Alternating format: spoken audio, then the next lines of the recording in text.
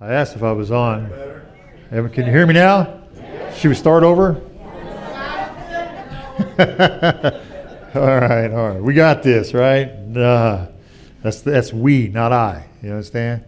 Because the minute I step out and say, I got this, stand back, okay? Something's going to happen. Lightning strike, something, who knows? Amen. Well, so I'm in the presence here with the wonderful congregation of New Hope Christian Fellowship, and I just want you guys to know how much I really love you and what I care for you and why I preach and teach what I preach, because I love you. Okay? And there's some things that might come out a little bit askew, but then again, here we are.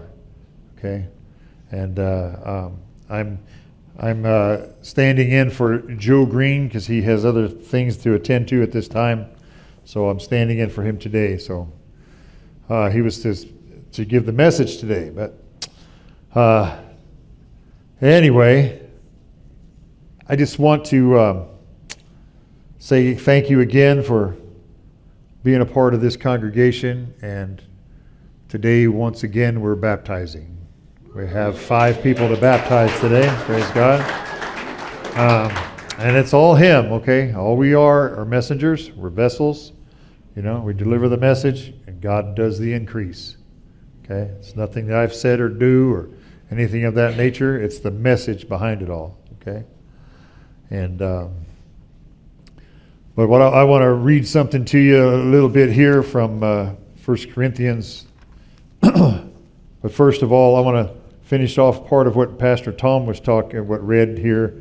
It says in Acts chapter 1, I'm going to begin with verse 9 and carry it to the end so that we understand a few things. That says, now when he had spoken these things while they watched, he was taken up, and a cloud received him out of their sight. And while they looked steadfastly toward heaven as he went up, behold, 2 men stood by them in white apparel, who said, Men of Galilee, why do you stand gazing up into heaven? This same Jesus who was taken up from you into heaven will so come in like manner as you saw him go into heaven. Amen. So we know that he is risen and he's coming again. Amen. Thursday, just a few days ago, is what we would consider Ascension Day. And that's when 40 days after Jesus rose from the dead, he ascended into heaven. And this is what took place at that time, right here in Acts chapter 1. And before he went, as Pastor Tom read, he read and said in verse 7 and 8, let's just go to verse 8. But you shall receive power when the Holy Spirit has come upon you, and you shall be witnesses to me in Jerusalem, in all Judea and Samaria, and to the end of the earth. We've taught on this several times, and I want to continue to teach on that because sometimes we need to hear it again. And then I also see some faces in here that have not been in here before and might want to hear this. That God sent his Spirit, and these men were baptized in the Holy Spirit.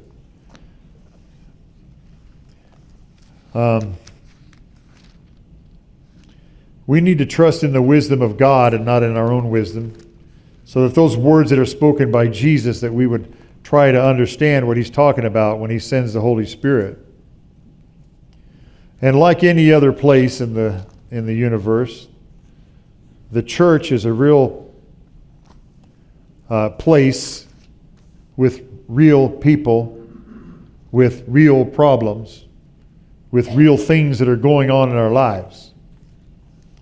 I want to read something here from for the church of Corinth, and I see these things among us. Corinth, the most important city in Greece during Paul's day, was a bustling hub of worldwide commerce, a degraded culture, and idolatrous religion. And there Paul founded a church, as we were to recognize in Acts chapter 18. And 2 of his letters are addressed to the church of God which is in Corinth. 1 Corinthians reveals the problems, pressures, and struggles of a church called out of a pagan society. Paul addresses a variety of problems in the lifestyle of the Corinthian church. Factions, lawsuits, immorality, questionable practices, abuse of the Lord's Supper, and spiritual gifts. In addition to words of discipline, Paul shares words of counsel in answer to questions raised by the Corinthian believers. Questions raised by the very people, his congregation of the church he started. I have various questions coming to me from our congregation, and a lot of that comes from where we're preaching at and why we preach the things that we preach here, because of your concerns. So I dig deeply into the Word and share with the person that might have come to me and would say, would you mind me preaching on that? Would you be embarrassed? Because they have no idea who I'm talking about anyway, unless I point them out, unless they want that. So with that, as Paul wrote to the Corinthians, he says, brethren, when I come to you, and I came to you, I did not come with excellence of speech or of wisdom, declaring to you the testimony of God. For I determined not to know anything among you except Jesus Christ and Him crucified. I was with you in weakness, in fear, and much trembling. And my speech and my preaching were not with persuasive words of human wisdom, but in demonstration of the Spirit and of power, that your faith should not be in the wisdom of men, but in the power of God. So I stand before you here and let you know that I am not anybody special, nor anybody that leads up here. We try to follow the Holy Spirit as He would lead us. So the things that take place as we trust in God with all our hearts and do not lean on our own understanding and acknowledge Him in everything that we say and do, He will direct our paths. And He'll direct your path in whatever you might be doing, at home, at work. When you're seeking God and you draw nearer to God, as it says in James chapter 4, you draw near to God, He will draw near to you. And He will tell you what to do. He has spoken to a brother of ours and sister that says that they want to be baptized. And another sister who wishes to be baptized. Because the Holy Spirit is who draws them in. And now a whole family is getting baptized today because of the Holy Spirit drawing them in. And another young lady who's going to be drawn into the family of God because of the Holy Spirit. And she's told me this morning, she said, I just want more of the Holy Spirit. And in the Word, it does say that. And we have a bunch of theologians in here that can say yes. And there's other theologians that will say, well, what does this word really mean? You know, we could really debate on that. And we can. And I enjoy those discussions sometimes. And sometimes we're beating on the desk across from each other, and that's not what it says. But that's the joy of seeking God and trying to figure things out.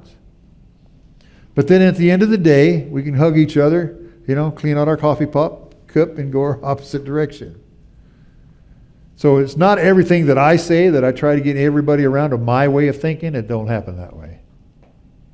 So as we focus on the Word of God and lean not on our own understanding, fear God, fear the Lord as in a reverent type fear.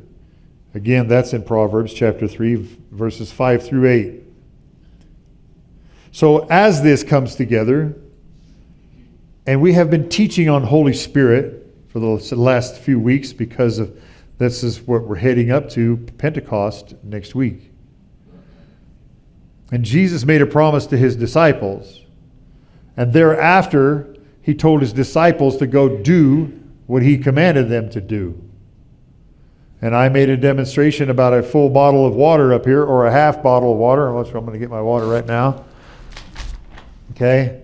Because when the Holy Spirit comes, He's not 1/3 full. He's the Holy Spirit. He's all there. And when you receive Him, you receive Him, an indwelling of Him, the whole Holy Spirit. Okay? And in some areas of the Bible, it says that they received the Holy Spirit by when they received the Word. And some of us say that they were baptized and they received the Holy Spirit. And some of them talked in tongues. Not all of them. Because there were 3,000 who were baptized that day. And it didn't say that they all started speaking in tongues. Because not everybody can speak in tongues. Not everybody has a gift of healing. Not everybody has a gift of prophecy, etc., etc. And we'll go deeper into the gifts next week probably. But as we listen to the Holy Spirit, as He indwells us, because we have accepted Jesus Christ as our Lord and Savior, Jesus is the second part of the Godhead, God the Father, God the Son, God the Holy Spirit. You can't accept one without the other, to my knowledge, because when you receive Christ, you receive God, you receive Holy Spirit. So you have that indwelling, okay? And all you theologians, please take some notes so we can talk later, okay? I'm not a theologian either. But I want us to help us understand a little bit of that type of thing, the theology, the depth of it, the reality of it, that Holy Spirit is real. It's not an it, it's a He. He is alive. He testifies. He teaches. He edifies. He moves. He's alive. And in the Roman letter, it talks about that in Romans chapter 8, one of my favorite chapters. And then John, we've been looking at John chapter 14, 15, 16. And then the intercessor prayer in 17, where he talks about the Holy Spirit coming, the helper. He's real. And Jesus had to leave for the Holy Spirit to come. And there's still more theological views on that as well, because when did He come? Did He come before or after? He couldn't come until Jesus left. But then again, He breathed on the guys and they got the Holy Spirit. More stuff to talk about. See me after church, man. I like coffee. Now it's hot. I like Arnold Palmer's. A little tea with a little unsweetened lemon in there, lemon juice.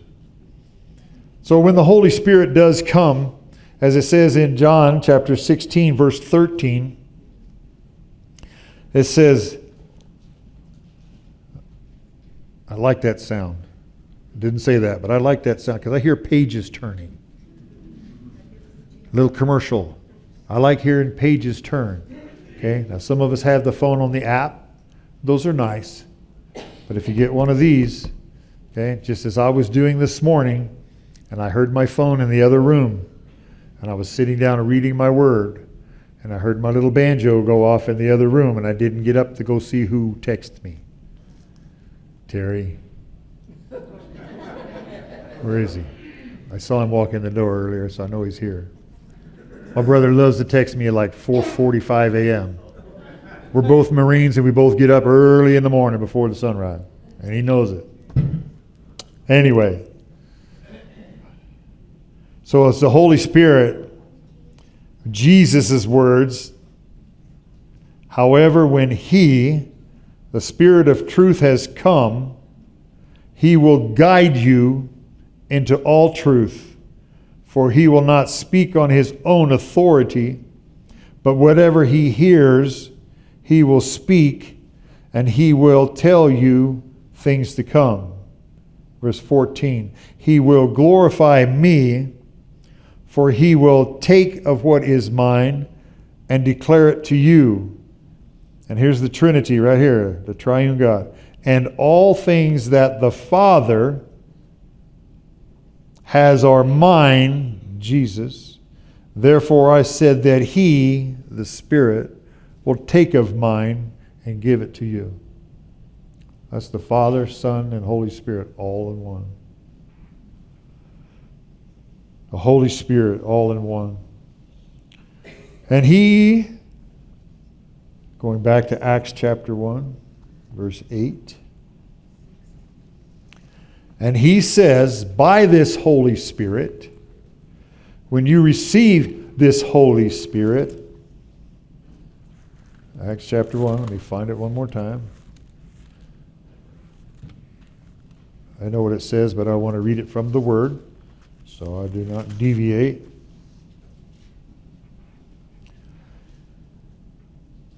But you shall receive power when the Holy Spirit has come upon you, and you shall be witnesses to me in Jerusalem, in all of Judea, Samaria, and to the ends of the earth. So upon receiving the power of the Holy Spirit comes upon these gentlemen, see, this is a little different.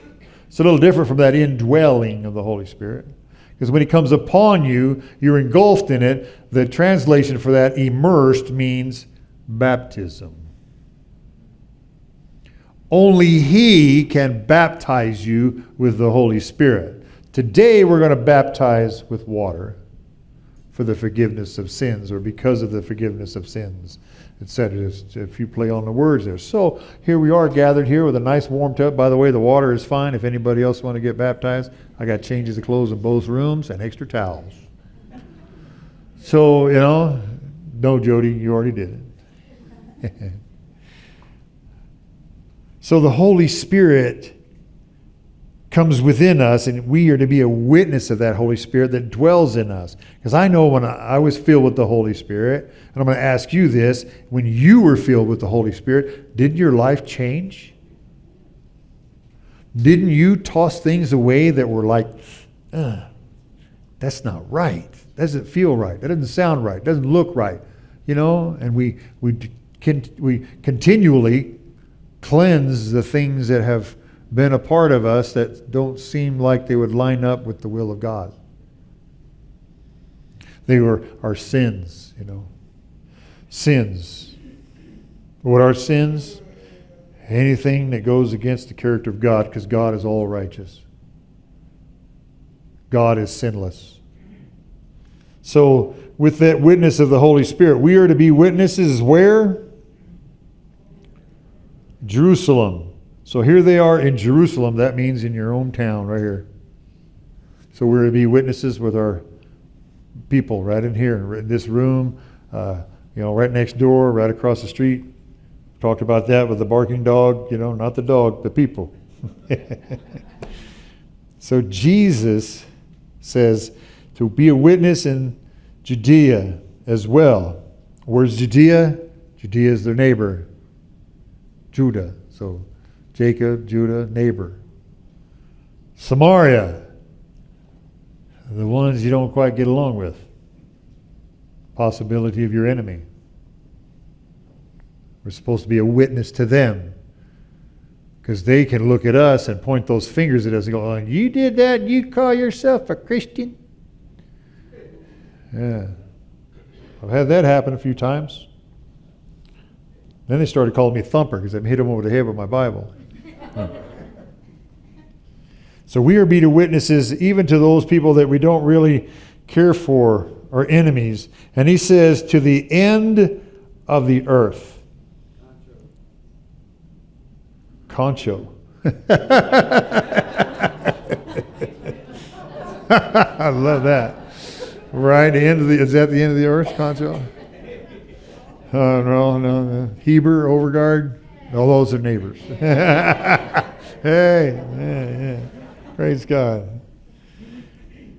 So Jesus says to be this witness, and where I'm saying it to the end of the earth, there's two different definitions you can use here. Because my earth is not flat, and there is no end. But in my Bible, there's another verse that says to the end of the earth, or the end of time. So in other words, this does not stop. You go out and witness to so many people. Well, I witnessed to 100 people and I'm done, right? I witnessed to 5 people, I'm done, right? Witnessed to 1,000, no. And then all the way, I believe, to your deathbed. So everywhere you go, whatever you are doing, you are a witness to God. You are witnessed by the Holy Spirit. You're a witness to Christ. No matter what you do, no matter where you are, when you leave the house, you remember this a couple of weeks ago, when you leave the house, what did you forget that you have to go back? Like your cell phone. All right? Or maybe your wife. Maybe the kid left on the front porch in a little, have you ever done that? No? I have. You pull away, you look in the mirror and go, where's the baby? Oh. No, I saw that in a commercial. It's TV. Oh, man. Anyway. But in obedience to the Father and being a witness, and as you are witnesses and have been witnesses, we have people that have come to this church and get baptized because they're following in that footsteps and they see that witness. As we are witnesses not just in this room, but witnesses out there.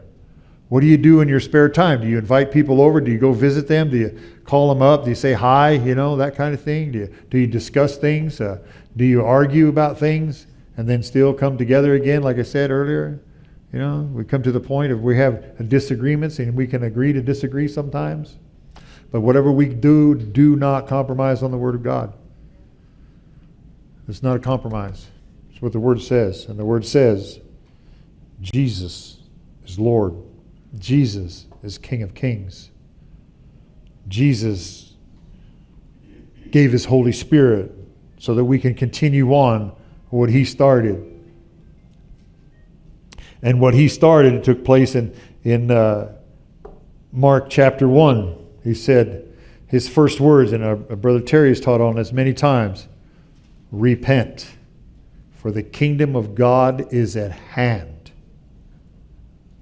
And then the next words He say is, follow me and I'll make you fishers of men. Follow Him. Follow Christ.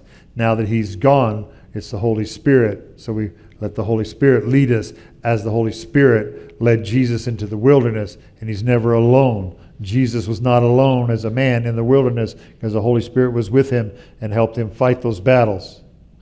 Just like we are in the wilderness right now fighting the battles that are going on constantly, no matter where you are or what you do. So as we repent, that means to turn around. Okay, we always hear this. Make a 180. Make a 180 from what? What is sin? What is all this? And we always hear the topical stuff. God gave His only begotten Son, that whoever believes in Him should not perish, but have everlasting life. What's the rest of the story? If you don't, you are condemned already. If you voice with your mouth Jesus Christ as Lord, you shall be saved. Saved from what? From the power and penalty of sin. And what is sin? Anything that goes against the character of God. And I'm not here hammering on you guys. Most of you already know what's going on. And what are those sins? Well, it says in the Word what those sins are. And should I read them out loud or do you read them for yourself? And that's why I'm up here. And that's why I say, I love you. And I do care for you.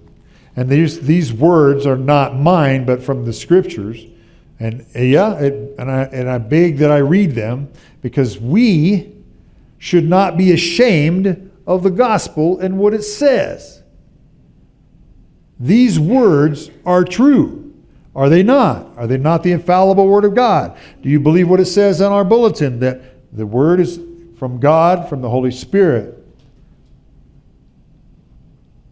Romans chapter 1, for the wrath of God is revealed from heaven against all ungodliness and unrighteousness of men who suppress the truth in unrighteousness, because that what may be known of God is manifest or revealed in them, for God has shown it to them.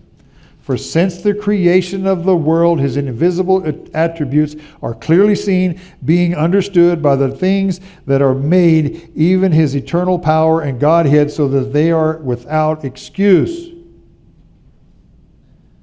And usually we stop right there. Because although they knew God, they did not glorify Him as God, nor were thankful, but became futile in their thoughts, and their foolish hearts were darkened. Professing to be wise, they became fools and changed the glory of the incorruptible God into an image made like corruptible man and birds and four-footed animals and creeping things, idols.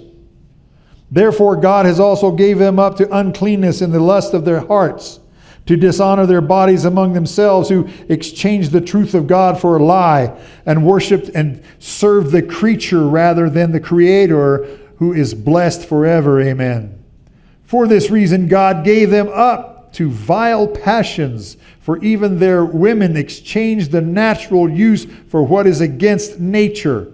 Likewise also the men, leaving the natural use of the woman, burned in their hearts for one another, men with men, committing what is shameful, and receiving in themselves the penalty of their error which was due.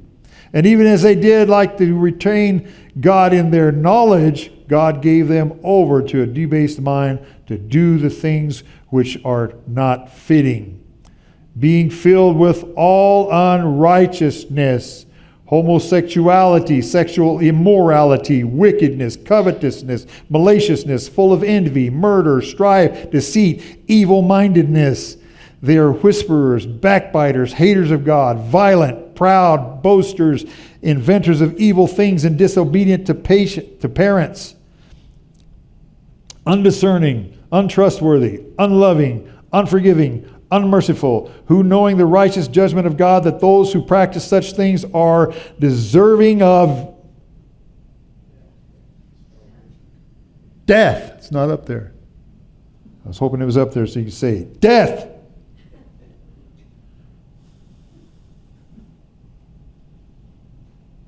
But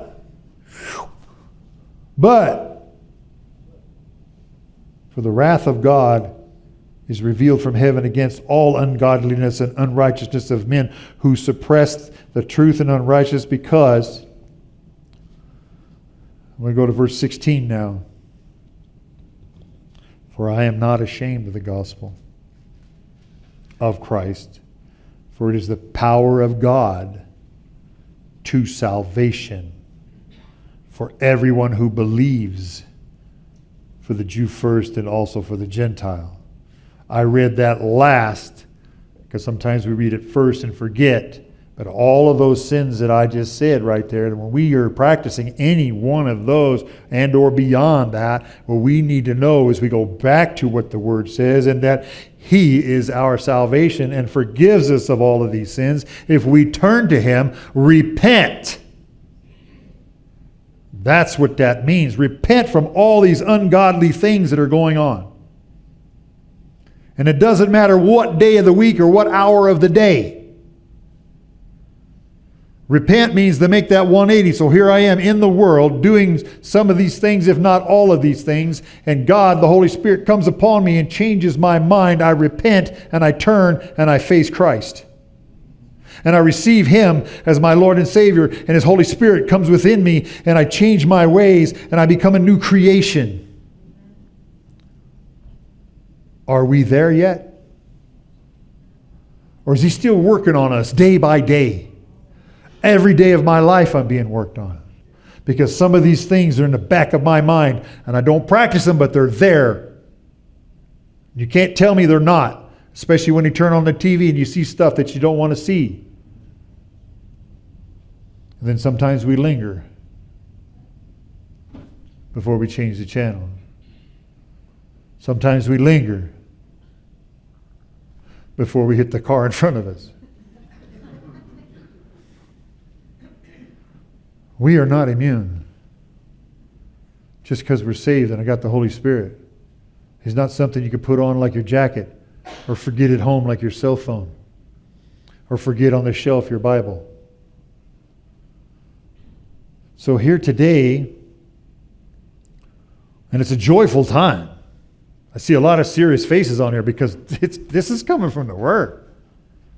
But this joyful time, we get to baptize again a family and another young lady here who wants God, because those things are gone now, right? We're new creation now, right?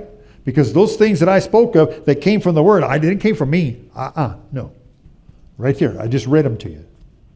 And we can read them over and over again, but we're not going to dwell on those things, because now we're going to look at the salvation of Christ. and what He's done for us when you were baptized. Dead to sin, alive in Christ. Washed away, cleansed from this day forward. And then when we mess up, we sin, we goof up, we sin, however you want to put it, buttered up on both sides of the bread, sin is sin. If you just confess your sins, you ask Him, He is faithful and just to forgive us our sins and cleanse us from all unrighteousness. And you just got to believe that. If you believe Him, if you believe the Word, if you believe in Jesus, He will dwell in you and you in Him. But you got to believe what He says. And this is all inspired by the Holy Spirit. So this is a joyous time that we would be baptized. And if you have not been baptized and you want to be baptized, now is the time. And if you've been baptized before and don't know why, because maybe your mommy told you to, these two young people here, it's amazing. When I talk to these kids, when I interviewed them, I had them over to my house for food, of course. Barbecue. And I asked them, so why do you want to be baptized? To follow in the footsteps of Jesus. And then the word says, but for forgiveness of sins. Wait a minute, Jesus didn't sin. Where's that word "is" for, or because of, or something? You know, that's a theological word, right? It's okay? Okay. But He said to be baptized. And Peter even goes far as to saying, repent and be baptized and receive a gift of the Holy Spirit. Now, when that Holy Spirit comes upon you, it's when He does it, not when I do it, because I'm baptizing with water. He will baptize you with fire. When that time comes, it's when He says so. And the Word says that. If you want to know where it is, look it up at 1 Corinthians chapter 12, verse 11. At His will. So today what we're going to do is we're going to baptize with water. Okay? And they know and understand. Sandy, why don't you come on up? Sandy, are you ready? Are you going to get dunked in those clothes? Okay, go ahead and change. You're a young lady. Yes, you are. In the eyes of the Lord, you're a young lady. You're still not young. Okay, go ahead and go change, and then when you're ready, we'll sell some softballs for $1 a piece. and then, well, no, there's no the board up here. Okay, all right. So as she's changing her clothes, and we now can understand the joy of the Lord because of what we're doing here, and the joy of this family of receiving Christ, and especially the young people. I was hesitant about baptizing the young folks, but I baptized my 10-year-old grandson, and he's in Washington doing really well, you know. But when I'm looking at these kids, and I've discussed it with the parents, and we've been going back and forth, and they've been coming here. Matter of fact, Paul calls me before they even became members of the church and said, hey, can you baptize me and my family? I'm like, yeah, but we need to talk, right? And we talked, and they came to church, and they observed, and they learned this and that, and we've been talking about, you know, baptism, etc. And questioned about the kids, because I don't want the kids to be baptized just because mommy and daddy are getting baptized, and they just want to jump in the water with them. So we had a few little get-togethers about what's going on, and I'll get to more of that later. But Sandy came to New Hope by way of one of our sisters, Kathy. Kathy had some stuff that she was doing, and Sandy shows up and came to the parking lot and gave you some alterations or something, right? Say, why don't you come to church? Now she's getting baptized, right? Okay.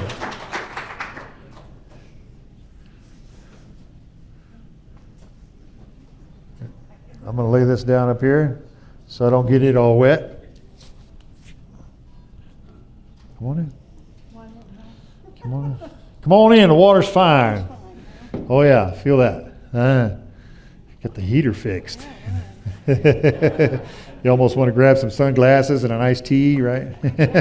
We'll turn on the jets. Praise God, praise God. All right. Take this watch off real quick, too. My wife bought that for me for my birthday. So as I was telling about Sandy, she came to me and asked about being baptized, and she said that she's been going to church for a while here and there, doing this and that, but she doesn't quite understand what was going on. And I said, so have you given your life to Jesus? Yes. She said that with vigor, huh? Amen. It's been there, just now coming out. It's been there, it's just now coming out. Amen, amen, amen. Okay. So you profess Jesus Christ as your Lord and Savior? Yes, I do. And you've asked God to forgive you of your sins? He's forgiven all of my sins. Amen, amen. So we're doing this to follow in the footsteps of Christ. Yes. You have anything else to say? There's the microphone. No. Okay. With your profession of faith, as we go into the water, we know that we're dead to sin, alive in Christ, right? So by the power that has anointed me from New Hope Christian Fellowship, I now baptize you in the name of the Father, the Son, and the Holy Spirit.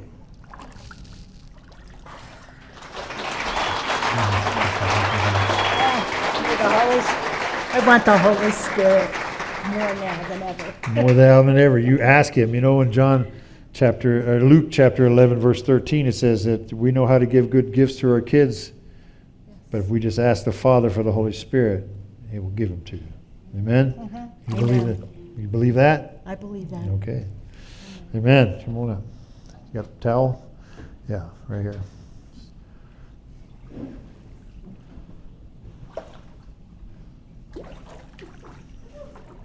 Okay.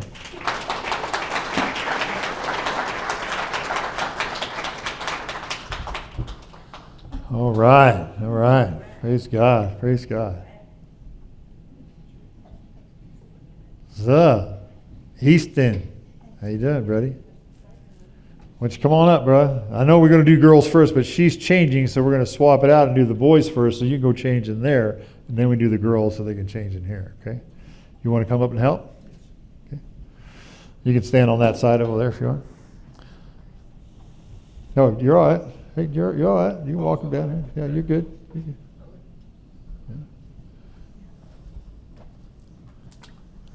Come on in, buddy. Ladies and gentlemen, this is Easton. Hi, Easton. So why you want to be baptized? To follow Jesus. All right, to follow Jesus. Amen. So you remember when we were sitting in my yard and I asked you, I said, do you accept Jesus as your Lord and Savior in your heart? Yes. Okay, so you said that with your mouth, right? Can you say it again? Yes. You're going to say yes again. Okay. So you've accepted Jesus Christ, and you understand that when you're being baptized, you're following in the footsteps of Christ, right? Yes. And when you're down in the water, all the bad things that you did are gone, right? And you come out and you're alive in Christ, right? And from this day forward, you're going to be good for your mommy and daddy, right? Yeah. Okay. And the pastor too, right? Okay, grandma and grandpa too, I guess, right? Yeah. Okay. So with your profession of faith, because you accepted Jesus Christ as your Lord and Savior, and you want to follow in His footsteps, by the power invested in me, by New Hope Christian Fellowship, ordained pastor, I baptize you in the name of the Father, the Son, and the Holy Spirit. Another towel? You got one right there. Come on up. Dad's going to help you now. Go ahead. Don't worry about dripping water on the floor. Just take him on over. Keep him changed. All right.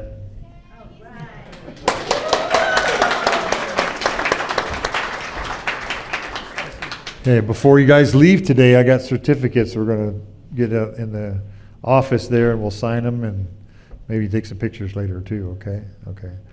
Okay, now we'll try to hesitate a little bit, but come on up, ladies.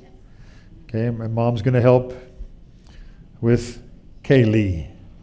Kaylee? Hi. Say hi. So, as we baptize, and they become disciples, they need to be discipled, right? So who in here will help baptize these people? Or actually help disciple these people? Get excited too, Sometimes I say Mark when I mean Mike or, whatever. So, how you doing? Good. Good. It was a good barbecue, wasn't it? Mm-hmm. Uh-huh. And so when I asked you why you want to be baptized, what did you say? To follow the footsteps of Jesus. Follow in the footsteps of Jesus. Jesus was baptized even though he wasn't a sinner. Mm-hmm. But in John, he went to John the Baptist, and John says, I don't want to be baptized. You got to baptize me. Remember that? And Jesus says, no, you permit this. Let's permit this so that all righteousness may be fulfilled. Mm-hmm. So Jesus led the way, huh? So you're following in his footsteps. Mm-hmm. And so when you are in the water, you're dead to the sin, to the bad things, and you come out of the water, you're alive in Christ. Mm-hmm. And the Holy Spirit will guide you in all things. You already have Holy Spirit in you. Did you know that? Mm-hmm. Yeah. Okay. So you've accepted Jesus Christ as your Lord and Savior? Yes. Okay. So with your profession of faith and the power invested in me by the new ordained New Hope Christian Fellowship, I now baptize you in the name of the Father, the Son, and the Holy Spirit.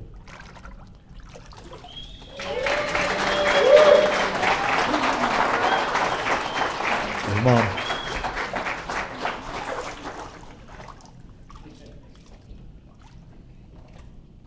All right, they'll change. Okay, now they're changing. As soon as they get done, we'll have Paul come out and we'll baptize the adults. But in the meantime, put your hand in the water there, Wyatt. Put your hand in the water. How's the water? Bath water. See, water's fine. See, that means bath. You take a bath, right? You wash your sins away, okay? And it's not too bad. So, you know what, Mike? Since we're hesitating, can we have the worship team do that song again? Wait, here they come. We're going to do that. They was going to do that. As I went down to the river to pray. All right, here we go. Praise God. All right. We'll give the ladies a second because they want to watch you be baptized, right? Because we're all the family here, okay? So, matter of fact, Mike, come on. Worship team, you guys want to do that song? Just do that harmony thing we were doing earlier? Okay? 2 verses. 2 verses? Okay, 2 verses.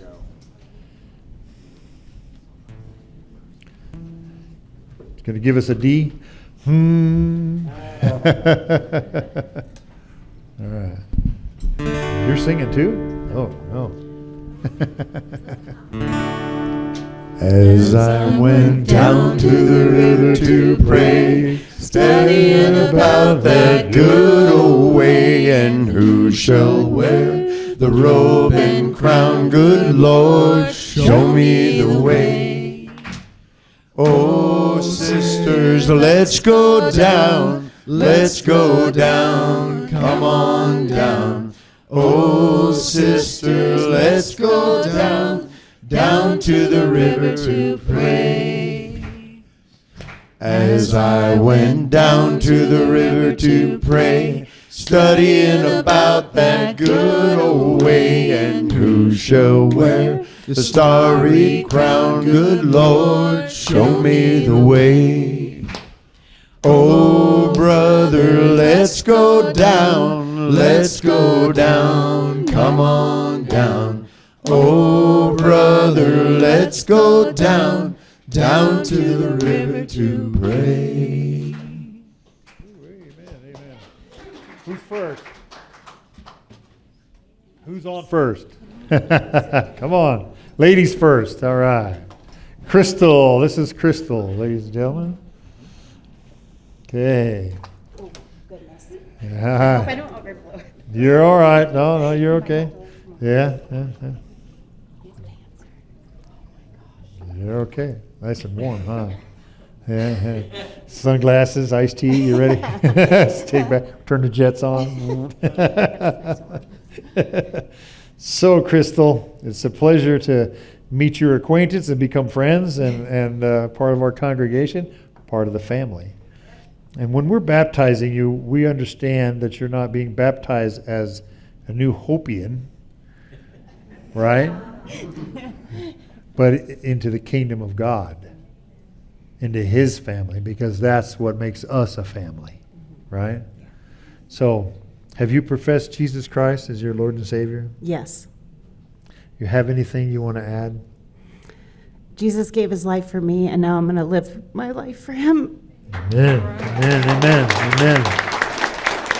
So with your profession of faith, I now baptize you in the name of the Father, the Son, and the Holy Ghost.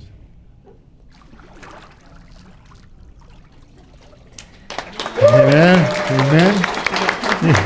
Okay, got her towel there. Get her towel. Dad was taking pictures. He forgot about the towel. Okay, and if you want to, you can go back there. You can wait out here and dribble on the deal while we baptize your hubby. Come on in. The water's fine, Paul. This is Paul right here. So once again, I ask, who's going to help disciple these people, huh? Amen, amen, amen. Have a seat, brother. All right, Paul. That was a bold phone call you made, man. Here you are, right? Didn't know you was getting into, huh? Maybe so. But by the Holy Spirit, he led you to do this, and this is just an honor to baptize you here because of your family. You've brought your family into the fold, and he has Bible studies daily with the family at home. He shared with me several times of the Word, taking him out to lunch, food. But I've just grown to a good relationship here with Paul. Okay, and yeah, he likes motorcycles too. So man. There you go. So he's in like Flynn, as far as I'm concerned. No. So, all right, it's an honor. So, have you professed Jesus Christ as your Lord and Savior? Yes, with all my heart. You have anything else you want to say? I'm ready to start my new life in Christ, and I thank God for saving me and leading me here. Amen. Amen. So with that profession of faith, amen. With that profession of faith and the power invested in me by New Hope Christian Fellowship and ordained by Almighty God, I now baptize you in the name of the Father, the Son, and the Holy Spirit.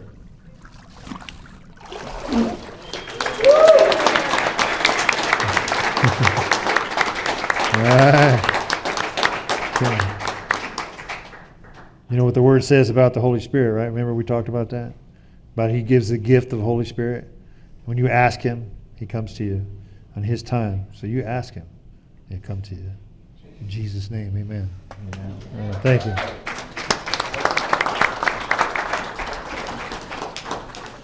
Don't worry about dripping water on the floor. I've said it before. All right. All right, hey, boys over here. Praise God. All right. Okay. Where's my towel at? Okay, let me get dressed again. All right. You guys the team can go ahead and stay up here if you want to. We're coming to an end here. Once I get my clothes back on.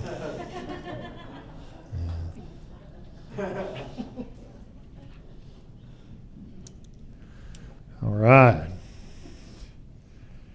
God is good. All the time. And all the time. God is good. Amen, amen. Thank you, bro. Oh, man, look at you.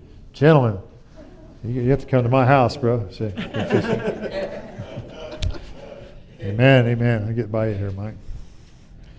So with that, and I can easily take this jacket back off, but a born-again believer can baptize another born-again believer. And if you want to be baptized while I'm playing up here, Pastor Tom, I sure can roll up those sleeves on that shirt. You know what I mean? Any one of us who are born again can baptize another one. And if you haven't been baptized, think about it. That's how Sandy came about, was she watched a baptism and the Holy Spirit led upon her, and she came with new friends over here, and Kathy, she's been here longer than I have. So, yeah, I didn't point that out that one time. My apologies. But here we are. And as we prepare to sing this closing song, if you have business to do with God, all those sins that I have read, we all have had a part of. But He is faithful and just to forgive us of our sins and cleanse us from all unrighteousness. But He won't do it unless you ask. Because if you harbor that, it swells like a cancer within. And it can cause physical damage, mental damage, spiritual damage to your body. So I beckon you, as we sing this song, and as our prayer warriors might come forward up here to stand, and if you need some sort of prayer, ask God. We can help pray with you, but the Holy Spirit, the power of God, does the business. All we do is connect in prayer. Maybe you have somebody that might be sick that needs healing. Whatever it might be, whatever business you might have, give it over to Him. So we're going to sing this song, and as the prayer warriors are up here, if you want to wait till the end of the song, because we're pretty loud. But during this time, reflect on your heart with Him and let Him take care of you. Because I love you. We all love one another in this room. So, before we even say amen, we're going to sing these words and say amen at the end.